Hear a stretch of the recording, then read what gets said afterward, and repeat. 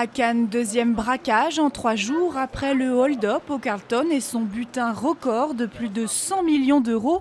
2 hommes ont dévalisé un horloger emportant une centaine de montres d'une valeur supérieure à 1 million d'euros.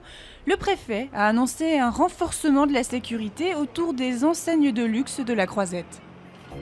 C'était une figure de l'agriculture en France. Jean-Michel Lemétayer, l'ancien président de la FNSEA, est décédé brutalement à 62 ans, victime d'un accident cardiaque. Lui qui ne se destinait pas à l'agriculture s'était fait sa place dans les syndicats jusqu'à présider la FNSEA pendant 10 ans, jusqu'en 2010.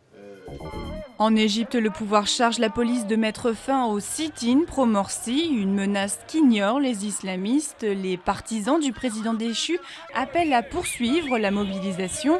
La situation semble bloquée alors que les visites de responsables étrangers se succèdent pour trouver une issue politique au conflit. En Uruguay, les députés approuvent la légalisation de la marijuana. Si la loi était promulguée, l'Uruguay deviendrait le premier pays au monde où l'État contrôlerait la production et la vente du cannabis. Le projet de loi prévoit en effet que l'État assume le contrôle de la culture, de la production, de la commercialisation du cannabis et de ses dérivés. Ce sont des images rarissimes. Une douzaine d'orques escortent un bateau de pêche au nord de Tahiti.